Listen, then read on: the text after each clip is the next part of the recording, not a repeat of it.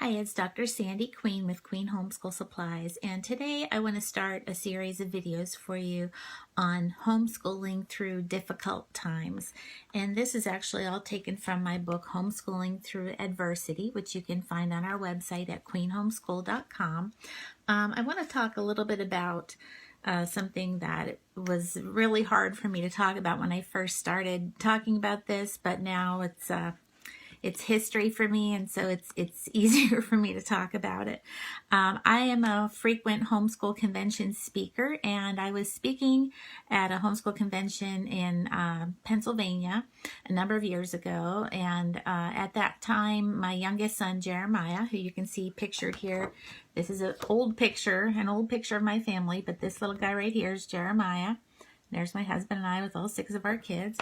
At that time, before the time in that picture actually, Jeremiah had been sick, and I had taken him to multiple doctors and hospitals trying to see what was going on with him.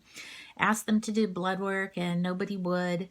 And finally, they told me, go ahead on your convention to the Philadelphia area where I was speaking at a convention. And if he's still sick, when you come back on Monday, bring him back in, and then we'll do some blood work. Well, to make a very long story short, we never made it home from that convention. We had to leave the convention early. I had to cut my last speaking session off early to take Jeremiah, who had become yellow and limp and couldn't even sit up, to the local emergency room.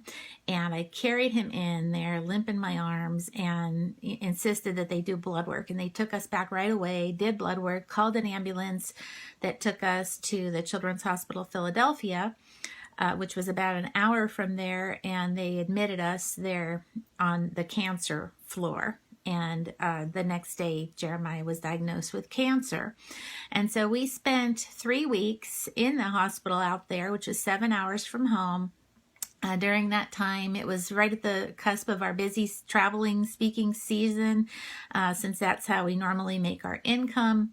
And we had already paid tens of thousands of dollars for booth space fees and stuff that's non-refundable. So my husband and other kids had to travel around and do these conventions without Jeremiah and me and my youngest daughter, Haley, who stayed in the hospital with us during that time. And just so that I could leave her with Jeremiah while I went to get a shower and things like that. And they were wonderful and let us do that.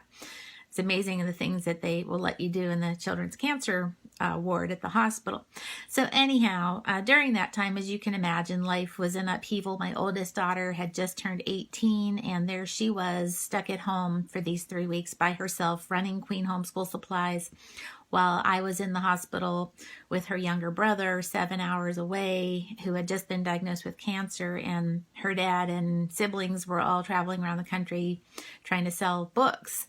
And so Kylie was home alone, having to do everything. And so many things happened to us during that time. This is a book that I wrote during the 3.5-year chemo battle that my son went through the Valley of the Shadow of Death, which you can find in our parent resources section at queenhomeschool.com, along with a bunch of other resources.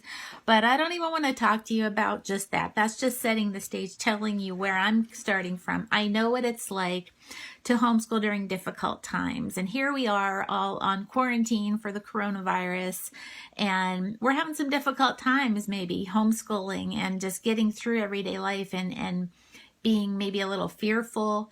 And, when I give this particular session all around the country, people come up to me afterwards and share their stories. And I hear many different people going through many different types of trials. Most of them don't have a 3-year-old with cancer, which was what I was talking about during the session. But even with different types of trials, whether it's something like we're all facing right now with this coronavirus and the quarantines and stay-at-home orders and grocery stores with no food or toilet paper on the shelves and things that we're all dealing with now.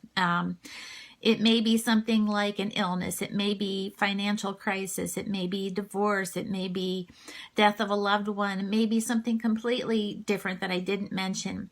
But during any of these types of trials, we all deal with a lot of the same emotions and a lot of the same issues, such as how to carry on through everyday life. And those are the things I'm going to be sharing about in this series. I'm going to keep each daily video to about 10 minutes because that's the optimal time to keep someone's attention on a Facebook video, so I've been told.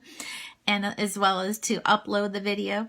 And so I want you to tune in tomorrow if you want to be encouraged. I want to share with you just before I go sign off for today that, when we're dealing with a crisis, we sometimes make the mistake of thinking that that crisis is driving us crazy, when in reality, it's not necessarily the crisis itself that's driving us crazy.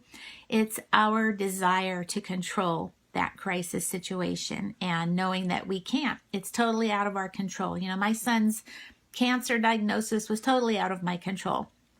And this coronavirus crisis that our whole world is facing right now is totally out of our control. And so if we focus only on how crazy the crisis is driving us, that's not going to help us. We need to remember that it's our desire to be able to control that crisis that is what's driving us crazy, because only then can we realize that there is someone who is in control. And God is in control. He knows what's going on.